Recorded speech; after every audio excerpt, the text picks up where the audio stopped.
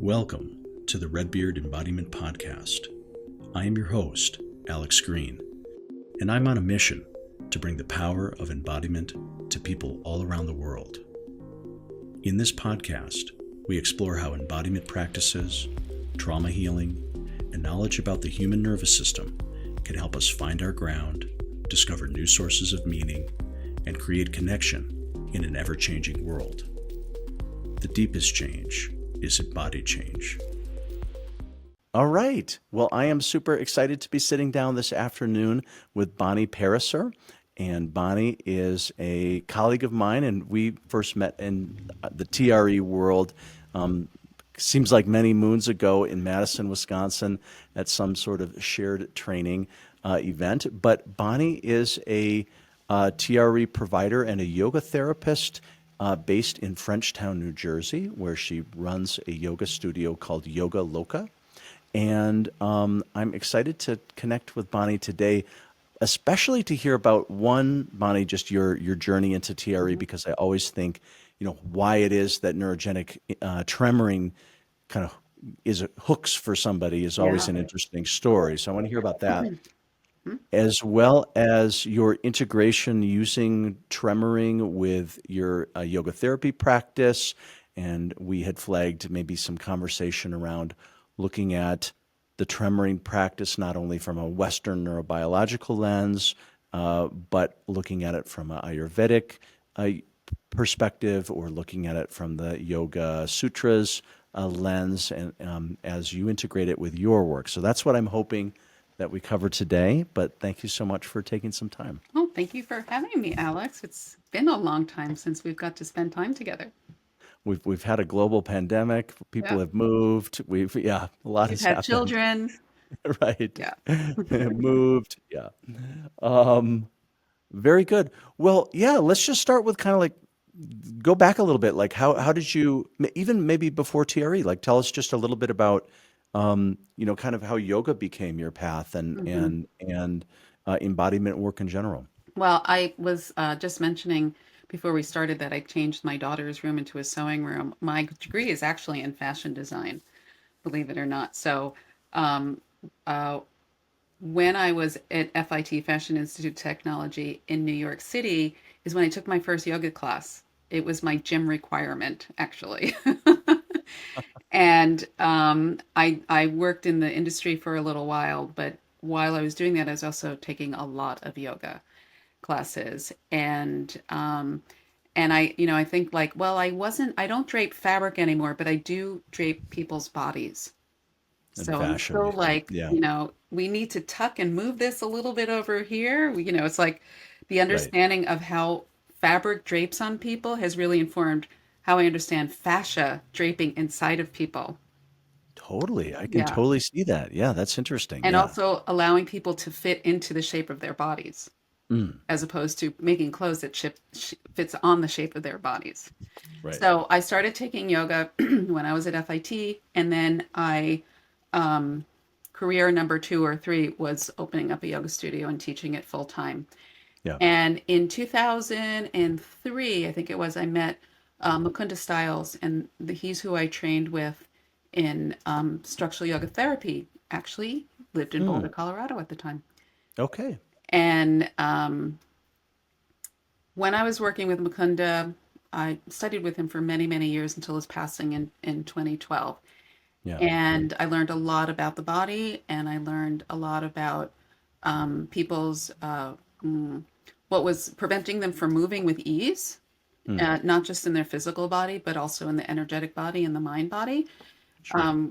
And then fast forward to I think it was 2010. One thing I should say is that my teachers have always called me in some way.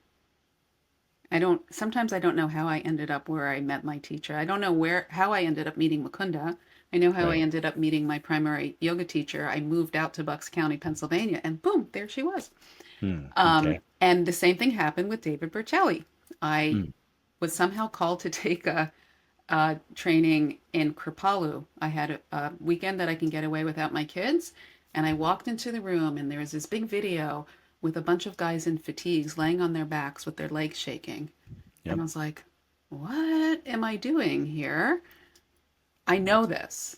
Mm. And I knew it from working with Mukunda, where he would put his hands on me and my body would start to shake. Mm. Okay. So in the yoga world, that would be called a Kriya, which Yeah. is a cleansing. The body is discharging energy, and it's sometimes shaking, it's sometimes moving around, it's sometimes dancing, it's sometimes verbalizing something. So I have had my body doing that, Yeah. and I was like, what's going on? This guy's not a yogi. And so at the end of the 3 days with David, and he said, okay, you just finished your first part of your training. And I'm like, oh, I'm in a training. This is amazing. And I'm already finished with a part of it. So I was just so fascinated with him and the work that he was doing and the implications for what TRE gave people that Yeah. I just continued on, and I got my certification as quickly as I possibly could. Yeah. And and what I found, and I'll just skip to the Yoga Sutras quickly for a moment, Yeah. is in the Yoga Sutras, which is written by Patanjali back in, I think it's 400 BC, and Mm. it's considered to be the handbook of the mind, but also considered to be the outline of classical yoga. So if Mm-hmm. we don't follow what's in the Yoga Sutras, we're not actually doing real yoga. Mm. And in the second chapter, where is the only part that he talks about asana or physical positions, he Mm-hmm. says the asana needs to be comfortable. The body needs to be serene. Mm. The mind starts to slow down. And from that slowing down of the mind, Kumbhaka, or a pause in the breath, arises. And when the pause in the breath arises, the pause in our being pauses, and Yeah. it stops, and we get to see the true nature of the self, or we get to see, yeah, with the true nature of the self. And when I remember tremoring, laying down and tremoring, Right. stopping, and then going, this is Kumbhaka. Mm. I have entered that state. My body is comfortable. There's no restless breathing. Mm. My mind is completely still. Mm. And I feel at one with everybody, all 40 of the people who were in the room with me. Right. And I thought to myself, this is a shortcut. I had already been practicing yoga about 25 years at that time. And I Mm. thought, this is the shortcut that can take us from this kind of self-centered, tense breath like that. We can lay down Yeah. and tremor, and we can get to where Patanjali says, if we go there, we will find the true nature of our heart and the light. And Yeah. I mean, wow. No, I really love that actually, and I want to jump in for a moment because, yeah, like it matches for me. Not yoga background, but Zen meditation has been a big part of my own background, and what got me into body oriented work was breath work through Zen meditation, and I just have a parallel story, which was that when we would teach beginning workshops as we were sort of doing introductory series with Zen meditation, and when I was new to TRE, I was like, oh, let's just throw this in here and see what happens, and and I just had that same experience several times where it was like, new group of people, everybody, sometimes they had flown in and then they go through the tremoring process. And, it's the first night of the program. And this isn't like every single person had the same exact experience. But as you pull the room, it's like, wow, suddenly I'm not like in the airplane anymore. I'm just here, and I'm not just me. I'm part of this group, even though I Mhm. don't know everybody yet, because we did it right at the very beginning of the program. And sort of that ability to just shift into connection and like just Mhm. being in the Yeah. present moment.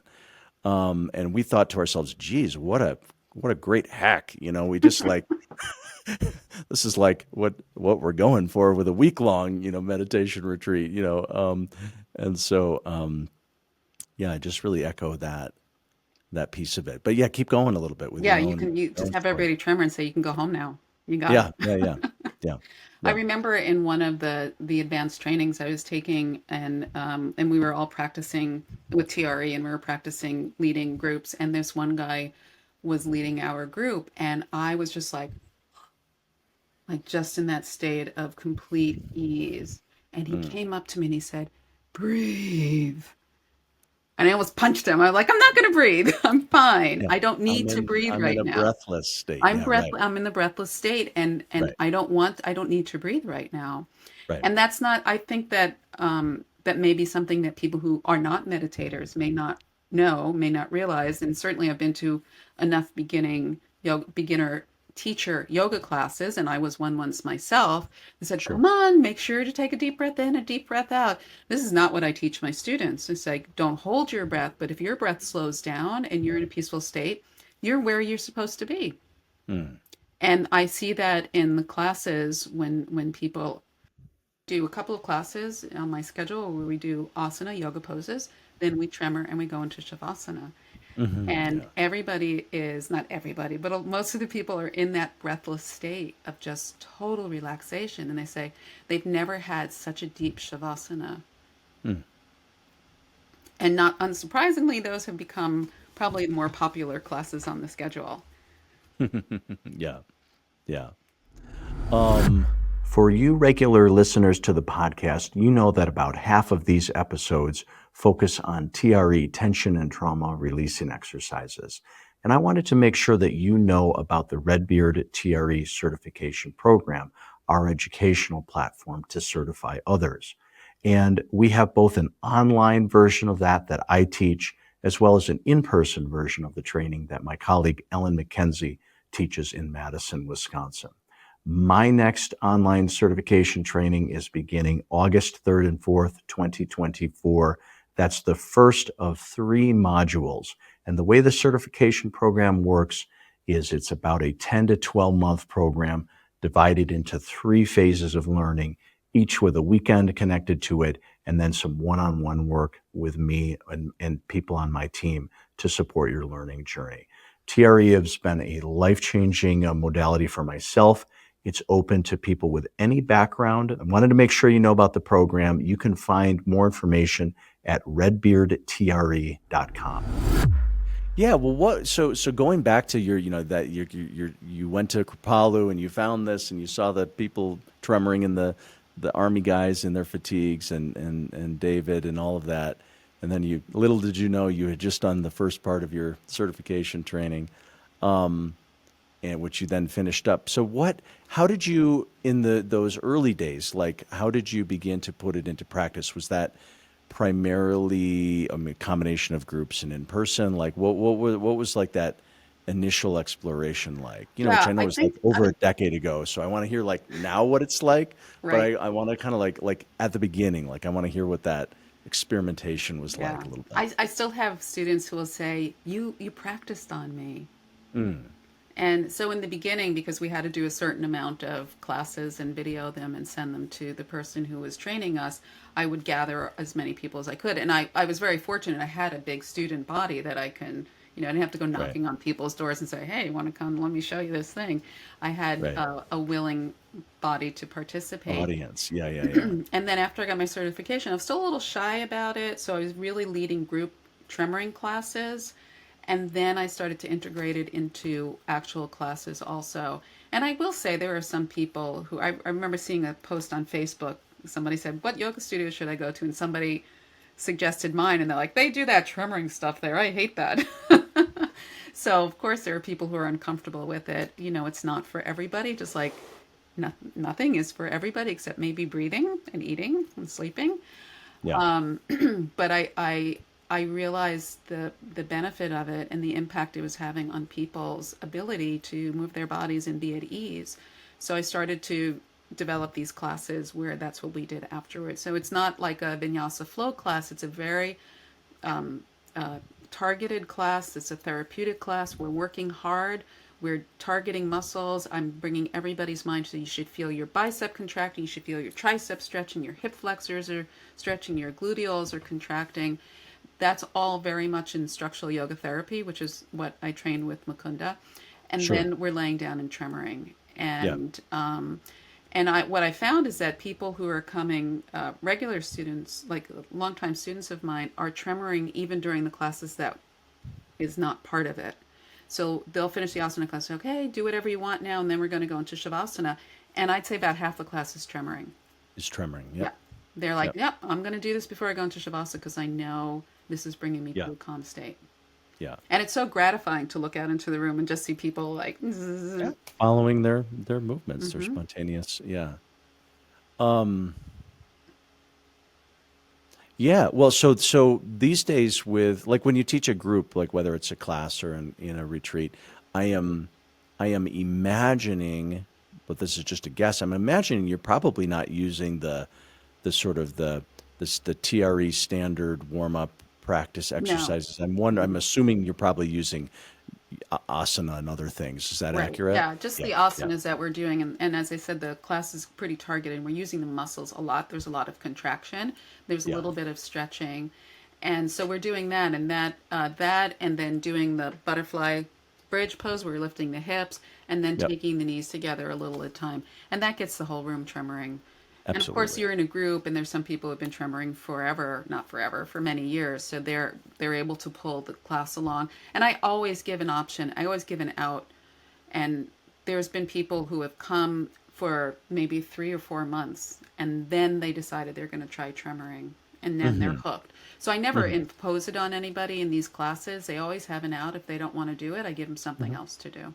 Yeah, that makes sense. Yeah, interesting. Do you so kind of using the structural yoga approach as sort of part of it have you done much? I'm asking this because it's something that I've been playing with a little bit, not in my teaching, but more in my self-practice and through some other teachers. But I'm curious about do you explore pranayama, breathing techniques and tremoring, or as a precursor, or any other? I guess I always want to know what little experiments people are running. Let's put it that Well, way. one So experiment I'm doing, this is not usually an asana class, although I have yeah, started, if it's a smaller class, I'll say, okay, we're going to do this pose. Let's say it's a pose that people, let's say butterfly pose or Baddha Konasana, that yeah, some people are going to feel very stiff in. We're going to do this pose. Now I'd like you to lay down and tremor, and then I'd like you to come back up and try the pose again.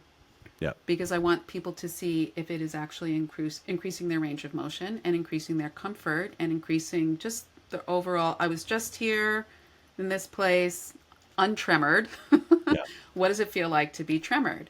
So that's one place that I like to play with, and I will do that with if I know everybody in the class is already an experienced tremorer. I'm not going to do right, that if new people are in the class, but I will yeah, do that with a class of experienced people.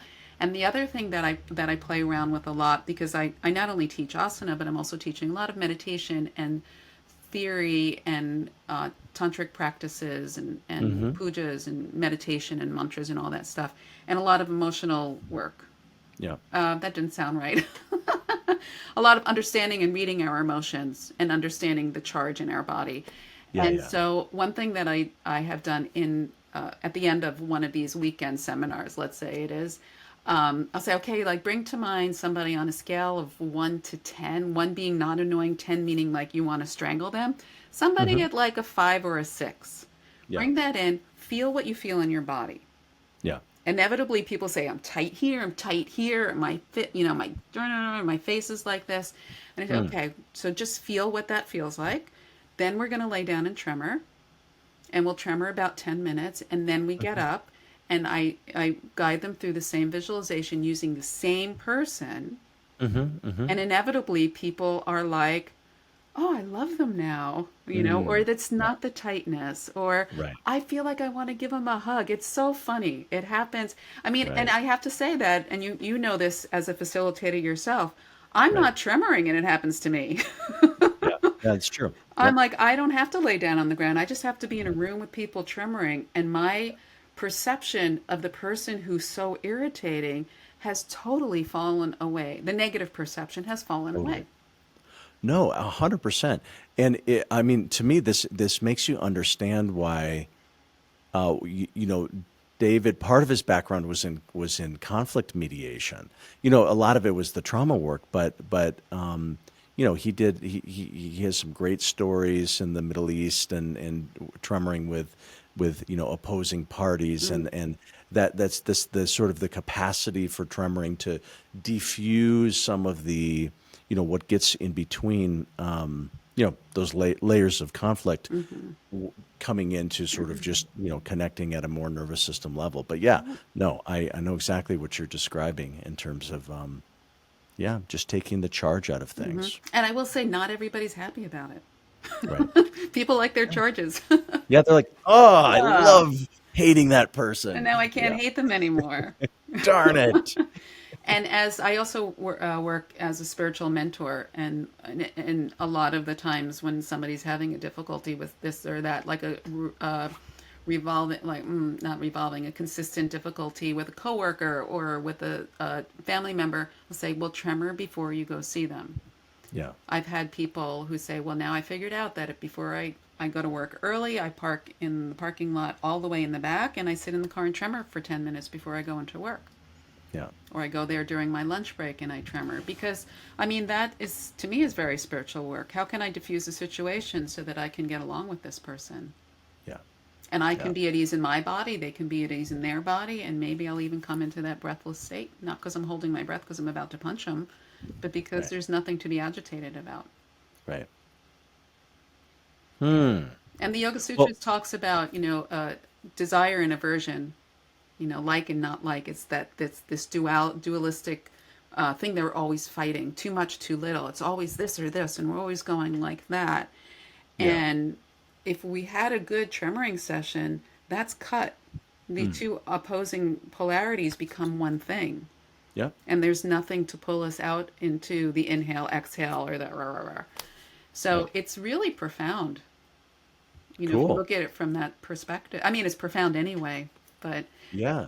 Do you, with the Yoga Sutra work, yoga philosophy in general, how do you weave that in both to classes and retreats in general? Like, yeah, are there times within a retreat setting that are more, are you drawing these are you lecturing on these things, or like how does this come up in your well, work? in class, I'm just talking constantly. So Yeah. I am weaving philosophy into what we're doing, to the struggle, or to, I mean, more and more now, I find that what I have to tell my class is that life is going to irritate you. Please don't do it here. So like asking people to be more conscious about if they're doing something that's good for their body or not good for their body. Because especially yoga in the West is all about push, push, push. You should feel it. You should feel it. And I really want people to understand that not everything has to be a hammer, right? Sometimes something can be a feather. And that's what we're training ourselves to be calm in chaos. So we are creating a little bit of chaos, but we shouldn't be the ones that's lighting the fuse in our own self, right? So that's self-regulation that we practice in TRE. Are you getting agitated? Is it time to rest? Can you feel if your nervous system is amping up? I really try to push that home to people. And I said, well, we're practicing an asana. We're going to practice it in TRE. When you leave here, practice that with your family. Are you irritated? Can you step away? Can you breathe? Can you go in a closet and tremor? Can you do a jumping jack or something? But so I am talking about philosophy a lot, with that aim of finding Stiram Sukhamasana, which is steady, comfortable position, and that's from the Yoga Sutras. That's what starts that whole thing about not a restless breathing and going Right. into Kumbhaka. And then with retreats, I'll have a topic of a retreat. So I do a couple of years ago I did a 3 or 4 day retreat up in the Berkshires. It was a TRE retreat, and we did TRE, light asana, and meditation. And so we had the ability to look at the emotions and how they were changing with our practice, and also Right. to see how our range of motion was changing. And I do a lot of afternoon retreats. There's a salt house nearby, so we go into a salt cave and tremor. That is amazing. I never thought I'd Wait, be. I never thought tell us about that. No, no, no, salt no. houses are. It's a little woo Pause for there. Wait, me. I Yeah. never heard of this. Tell me about it. Yeah. Well, you've heard it. I mean, you're in Boulder, Colorado. There's got to be salt houses Okay. there. There's some salt houses, but yeah. But I've never thought about tremoring. So yeah, what's it like? It's funny because it's not a real salt cave. It's a garage that somebody converted into, put Yeah. salt on the walls. Yep. And it is just so still and Okay. peaceful. And when you lay down on the salt and we're on blankets and it just conforms to the shape of your body. Oh, you mean so it's not like there's actual grains of salt. It's not just like Himalayan salt rock on the wall or Right. There's something. Himalayan salt rocks on the walls, and Yeah. then there's like big Uh, chunks of granular okay. pink salt on the That you ground literally lay in. that you Okay. are literally laying in. And whenever Okay. I'm there and I'm lecturing, I'm always digging a little hole to see if I can get to the bottom of it, and I still haven't. Haven't gotten there yet. I have Okay. no idea how much salt is in there. But my understanding of pink salt and salt is that it's supposed to clear negative energies. So, Okay. whew, there they go, right There they into the go. salt. Good place to do it. Yeah. Yeah. Yeah, and Yeah. that's been a popular retreat. We do spend time outside of the salt cave talking about TRE, what the implications are, why people are there. What do they want from TRE? What do they want Right. from learning this practice? Nice. Yeah, so the retreats are kind of like that. I won't just throw TRE into another type of retreat, but most of my longtime students know it's coming up at some point. Mm. It's coming on. It's It's coming down coming the up. line. It's such an amazing tool to get us where we want to go, so why not? Right. Okay. Well, can you share a little bit about the one-on-one work? Because, Hmm. retreats are about, what's oftentimes what's common between us, but one-on-one work is often, maybe share a little bit about what are the kinds of what are the kinds of reasons that somebody might do one-on-one yoga therapy, Hmm. and how TRE fits in with that. Yeah, share a little bit about that, because I think of yoga therapy as a little bit more of a clinical approach. I mean, Hmm. not from a Western, not from a yogic lens, but yeah, share a little bit about what that's Yeah, like. sure. So one of the things Mukunda taught is that we're never treating the diagnosis. We're always treating the person. Yeah. So, when somebody comes in with their reports, their diagnosis, Yep. I'll politely read it and I'll say, okay, here, you can have that back. Do you want to keep it? I'm like, no, no, no, that's okay. Let's hear Yeah. what you need. Yep. And so Mukunda used to teach also with an Ayurvedic perspective, not Ayurvedic like what are the best foods for you to eat, but what are when a client walks in, what are they presenting with? Hmm. Are they presenting with a Vata or an air ether Hmm. derangement or unrefinement? Is it Hmm. pitta, which is fire and water, or is it kapha, which is water and earth? So it's elemental. Yep. And one of the things that always amazed me when I was apprenticing with Mukunda is that he may have, I'd sit for a whole day watching him see clients, and he may have 5 clients. They all came in with back pain, Hmm. and he would sit closer to them or further away. His voice would change, Hmm. his directions would change, and everybody got a different prescription. Hmm. Yep. So what he was doing was he was reading the dosha that the person was entrapped in, not what their constitutional dosha was, but what is the dosha that's happening in them right now. So Mm. Vata, which is the air element, primarily the air element, is the one that we will see most people come in with. Because Vata is when the air element is in an unrefined state, and it usually is like, and people have a very little range of motion, not because necessarily their muscles are stiff or because their Mhm. connective tissue is short, but Mhm. because there's this anxiety and this fear or this holding in the body, like bracing, Okay. that is not allowing them to move. Ah, okay. So it's kind of like if you had your parking brake on your car on and you tried to drive down Tried the to street, drive around. you're not Yeah. going anywhere. And it's not Yeah. because your car's not working, it's because you forgot to take the parking brake off. Yep. So when we see Vata derangement and people are like this, but they're like, my shoulder hurts, can you give me an exercise? And I can give them 12 exercises to do, but it's all going to be like this, Right. right? And they're not going to have a range of motion because there's this bracing. Right. So, and when I took my certification with Mukunda, and then I assisted him many times, so I got to see how his teaching evolved. And one of the things he evolved to was he said, you have to teach him the joint frame series, which is a series of joint movements, and it's Mhm. 21 movements, and it may take a new person 40 minutes to do. And I'm thinking, people are not going to do this.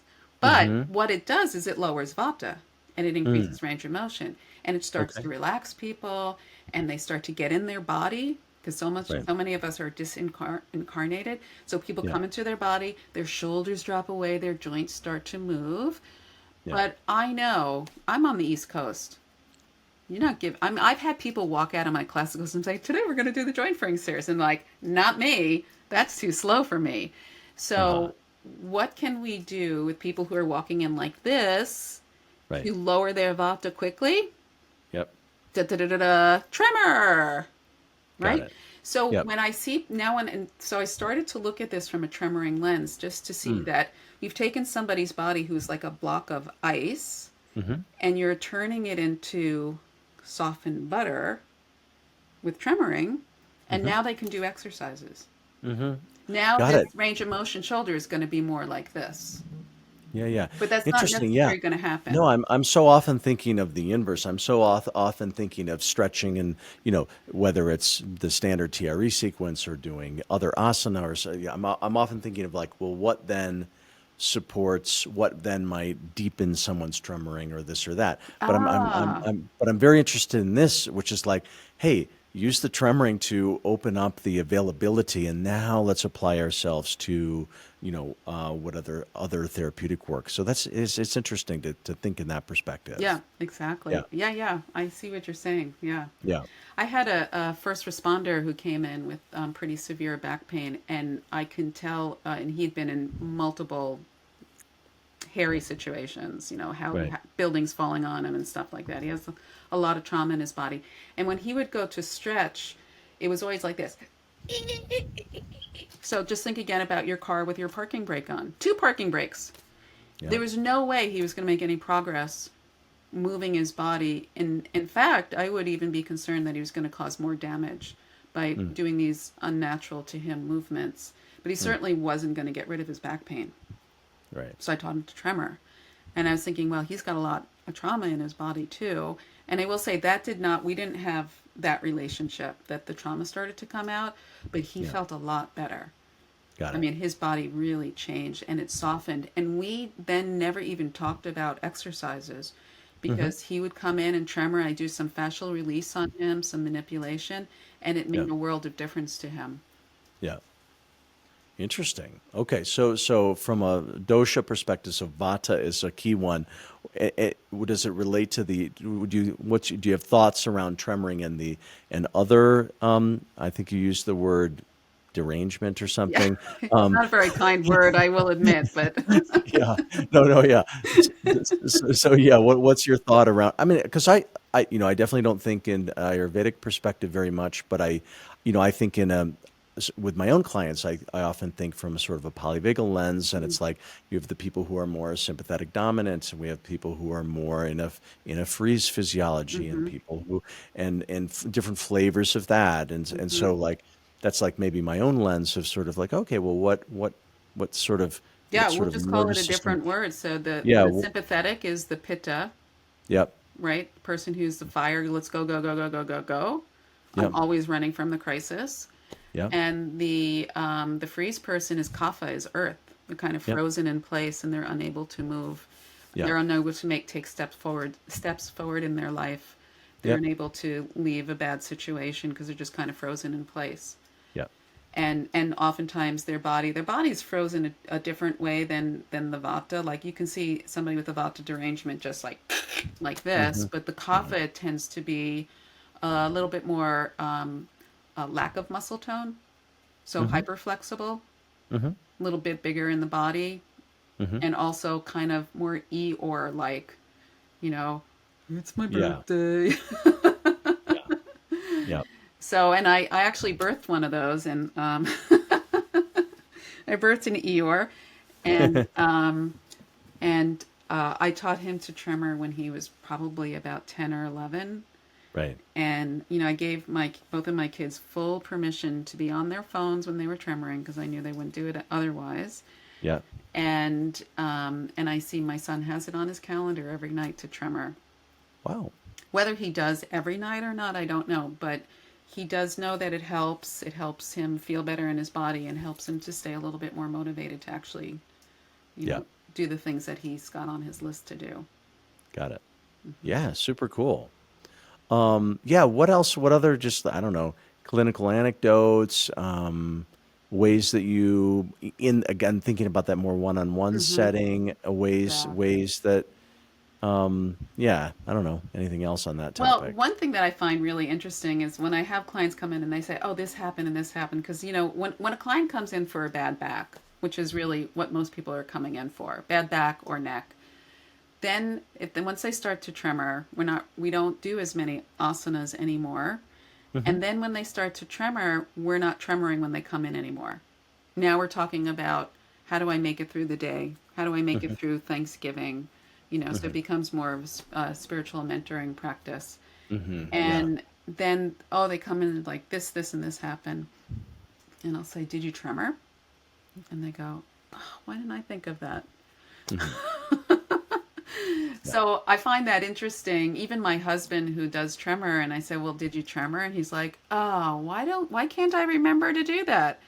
And that's what people always say, like, "What, that was a perfect thing to do. Why Out in can't the I remember perfect that?" context when I should maybe do that. Yeah. And I say, "Well, that's what keeps me in business." I mean, I wish people would remember, Right. especially in the situations when they explain us and they know. And I'm not saying tremoring helps with everything. I know it doesn't, and it's not Hmm. my personal experience either. But there are Yeah. some situations that people have had success once they've tremored in resolving it quickly and painlessly. So I'm going with those, Yeah. and that's where you found tremoring was helpful before. So let's do it again. And Hmm. then for people who are trying to develop a spiritual practice, I always suggest they tremor first.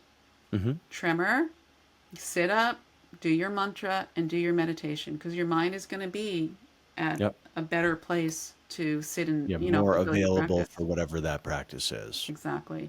And I Yeah. find for myself, and there are times when I was certifying, I tremored every day for like 2 years, and I Yeah. don't anymore. And then sometimes I'm like, God, my mind is so scattered, and I go, oh, let's tremor.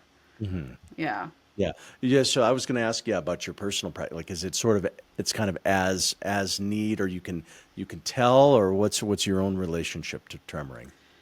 Well, certainly if there's something that's really charged, I'll make Hmm. sure to tremor a lot. Yeah. Yeah. And then I'm sure you probably have this in your spiritual practice too, that you kind of things are cyclical. Like you'll remember to do this aspect and this aspect. And Tantra has a lot of flavors. Mm. It's like it's not Yeah. all just okay. We're going to sit and meditate. It's like, oh, we're going to do this mantra. We're going to do this practice. We're going to do this puja. We're going to do this fire ceremony. It's like a lot to choose from, and which is one of the things that is very attractive to me.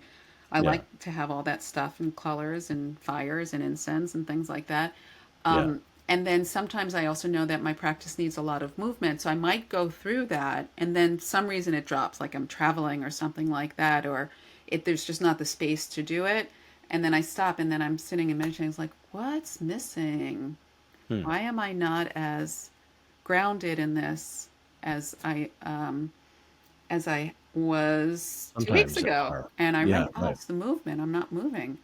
Yeah. And it's not, and I'll say it's not always tremoring. There's actually a practice in Tantra called Tandava, which is and that actually tremoring helped me to understand that practice, which I learned many years ago, and I've practiced it over the years. And it's kind of like a dance. It's a very slow kind of movement. It's almost, if you looked at it, you might think it was like Qigong or Tai Chi, but Okay. everybody's movement is very different. And it requires that you completely surrender to the movement. You asked about breathing, and it does start with pranayama. And Yep. there's a certain music that's plays called a raga. And Okay. ragas can either be morning, afternoon, or evening. The music is tuned to the time of day. And so you Sure. play that raga for the time of day that it is, and you allow the music to move your body and Hmm. the breathing to move your body. And it's very like I didn't understand how to surrender my body to dance because I love to dance and I consider Hmm. myself to be a pretty good dancer. So I Hmm. couldn't surrender it until I Hmm. tremored. And I'm like, Mm. oh, that's what it means to let some other force move your body. Mm. Yeah, so I feel like I won't say I'm good at the Tandava, but I have more of a feeling of what it is to let to this movement, and then sometimes it is shaking, sometimes Yep. it is like this kind of vibrating that Yep. happens. So sometimes my movement practice is that. So it's Got not it. really what we might say is pure Yeah. tremoring. Tremoring on the floor or whatever. Right. It's different But you form. are Yeah. moving your body. And when I tremor, I'm more of what we call in like the John Barnes myofascial word, an unwinder. Mm-hmm. Like I don't tend to just lay there and vibrate. I tend to get up and move all over the place. I remember Mm-hmm. one training I pushed David halfway across the room, like a tackle, and he just walked away from me. I'm like, what just happened? He's like, I'm not taking your hostility. I mean, he said it wasn't in a Yeah. It was a negative joke. It's way. teasing. Yeah. It Yeah. was like, that was exactly what I needed to hear. Yeah. Yeah. Yeah. And so I kind of, no pun intended, dance between that just da-da-da-da-da and this Yep. kind of unwinding Kind of movement. three unwinding. Yep. Yeah. Myofascial movements. Which Yeah. I find is, I was doing it very quickly in TRE, and I sometimes revert to it in TR. And I actually had this amazing unwinding thing at the last seminar, myofascial release I was in. They had me on my head. I don't know. And they're like, "Oh, you must do unwinding." I'm like, "Nope, this Nope. is called something else. This is called just following your body." Yeah. So sometimes my practice looks like that. Yeah. Yeah. Oh, super cool. Well, earlier in the conversation, you mentioned that there's a precedent in, a word, Kriya in yoga, and referring to spontaneous movements of various kinds, sounds, postures. Share a little bit more about that, and also like, yeah. So I'm familiar with that term, and I've read stories Hmm. of that even before tremoring. I'm remembering a client who would go into spontaneous shapes and movements, and frequently, yeah, sometimes people can go into movements that they could not voluntarily do. Yes. Like that, if you wanted to do a particular movement or position, it would be challenging. But if the body leads the way, so but I don't know a lot about sort of how Kriya is viewed, and so I wonder if you could share a little bit about that. Yeah, and I won't be able to get really technical or detailed because I don't really know that much about it myself. There is a Kriya yoga, a branch of yoga called Kriya yoga, and that's something different. I mean, that's a purification, but that's on not the physical level. Okay, My teacher Mukunda was a disciple of Swami Muktananda. Do you recognize that name? I sure do. Yeah. Yeah. So Swami Muktananda was known for holding a peacock feather, bopping people on the head with a peacock feather, and then they'd lay down on the floor and start shaking. Right. Yeah, Right. and you can still see that in some archive footage Yep. that people are just thrashing all over the place. Yep. So when I started uh, uh, practicing with Mukunda, training with Mukunda, and he would just put his hands on, just as an assessment, because we all had to Yep. have an assessment, and my body would start to just vibrate a little bit. Right. Yeah. And then I was going to him for a lot of private sessions because I adored the man and I wanted to know what he knew and I wanted to Right. learn it and I wanted to, you know, be the best yogi I could be. Yeah. And there was a couple of sessions where if he would start to just manipulate my body, I would start that whole unwinding process. Mm-hmm. And there was one of those times he'd taken me into like this past life experience because of this pain in my shoulder. It was just like, it was wild and it was exhausting and it was amazing. And so that Kriya of this discharge, of this energetic charge, and in TRE, we would know it as the tissues are holding the story, right? We've Sure. got trapped emotions, we've got, especially in the psoas, and it's going up into the limbic system. It's all in our tissues. Yeah. And he had a way of being able to, if you needed to express it, you could. And of course, as you know, not everybody can do that. I'm not saying it like, wow, I can do it. It's not Right. always, But it's not it's not always a everybody good is thing. right. Right. So when I first met Mukunda, I understood these to be kriyas, that I was discharging a lot. Yeah. And it would happen then even if I was going to a kirtan, like a call and response chanting, if there was an intensity of sound, I would start to shake. Certain mantras, I would start to shake. And I knew it in that term. I'm doing a kriya. It's okay. I'm just discharging. And then, of course, it's softened. I don't have to shake all the time. I don't have that response because whatever was trapped inside of me went out. There are other kriyas that some of your listeners may be familiar with, like using the gauze in between the nose and swallowing the Yep. gauze and purging it, or drinking Yep. salt Yep. water and purging. And these are all kriyas, and they, of course, they have a place. They're all working very much on the physical body, as far as my Right. understanding is. And also, they're more manipulated. I mean, you got to choose to swallow that gauze and pull it back up, right? Yeah. Yeah. That has to be a conscious choice. Yeah. But when your teacher touches you and you start doing that, that is not a conscious choice. Right. So I thought there was, the way life is, that I ended up with this teacher whose disciple would hit people with peacock feathers and they would tremor. And then Yeah. he would touch me and I'd start to tremor. And then I walk into David's training Yeah.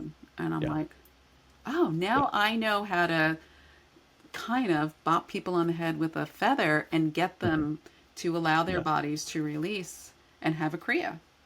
Yeah, no, I mean that was kind of my own sort of a parallel, was that when I first had a tremoring discharge, was I was getting body work, like kind of Rolfing style body work, but it was at a Zen temple, and it was like during a retreat or something, and it was after hours, and then I had this spontaneous discharge, just pretty much like TRE, and the body worker held it as, okay, well, it's a release, and doesn't need a particular term, and it was very powerful. And then 8 or so years later, when I had trained in that method of bodywork, and so I'm working on a lot of people, and then sometimes either small or big versions, a similar experience where people would go through discharge processes. But but then when I found TRE, what I was excited about was it. One, I'm interested enough at the level of science that I wanted to know the sort of the neurobiology piece, as well as kind of the context with, just trauma, and there's a whole different lens that I was able to appreciate through the TRE lens. But most of all, it was that rather than just waiting for the stars to align, or I guess I didn't have the ability to peacock feather people, with 100% track record, but no, that there was a methodology to reliably invite this response, like, to me, total game changer. Yeah, right, exactly. Yeah, That's exactly it. yeah, Is that you can reliably have and people clean right, that and kriya even out. from you mentioned John F. Barnes' myofascial release work, and the spontaneous movement through unwinding is a key piece there. And I had trained in that before I did TRE, but it's a similar thing where people who had a lot of experience, yes, they know about it, they would allow it, but for kind of what I used to call cold clients, or the people who came in, like, just because at the seminars everybody's easily going into unwinding, didn't mean that was as common in my practice experience. And so once again, having a methodology that's actually about waking up spontaneous movement can be a gateway towards so many other processes, spontaneous movement processes. Right. So yeah, totally. Yeah, I had Cool. actually an experience of a really big unwinding when I was in an acupuncture session, and Yep. I is a Zen Buddhist, and Yeah. he was doing that scraping on my back, and I was just like, "Ah!" And Yeah. then he just said to me, "Yeah, we'll work together. We can work together." Yeah. Because when you've had that, I've had unwinding on a table too, a massage table, and the first time I had it, and the massage therapist went like this, Yep. and that was the last time I Yeah, unwound you're on not her going to go table. back there. Right, He just obviously. didn't hold the space for it. Right. And I've told some other people, and I tell this to the people I teach a lot of TRE too, also some of my private clients, that when your body is ready to unwind, you may go into massage and get a massage, and you're going to start unwinding. Just know that. Sure. Right. And if you feel safe, Yep. which is the big thing, if you feel safe and the therapist is holding the space for that, you can do that as well. You might do this well. I think people need to know that, Yeah. because you don't want it to be a surprise. Agreed. And actually, the first time, this goes even back before Mukunda, and this will probably sound familiar to a handful, well, to many of your listeners. First time I tremored was when I was in labor. Yep. And I was just like, "Moo," and I remember telling My husband, make it stop. Before or after or both? During, Yeah. during. It was a tough labor and a Yeah. painful labor. And I Yeah. said, just make it stop, make it stop. And he couldn't. Yeah. And I wish I had known. And that's something I tell pregnant women, even though we don't necessarily have them tremor in this country. I tell them, Right. if you tremor, let it happen because that's going to be really helpful. Yeah. I really wish I had known more about it. Maybe it wouldn't have been so long. Yeah. And then even before that, we when I was in karate, we have this special training, which was like 4 days of just nonstop practice. You know, we were exhausted, we were beaten up, and we would do kibadachi, which is horse riding stance, for an hour and a half. Mm-hmm. And inevitably, as soon as we started, somebody would start tremoring. Sure. And then a lot of people would start tremoring. And then some Yeah. people would fall on the floors. And then some people Yeah. would pass out. But it was just Yeah. the weird, like, what is going on? And now I realize it was that stress.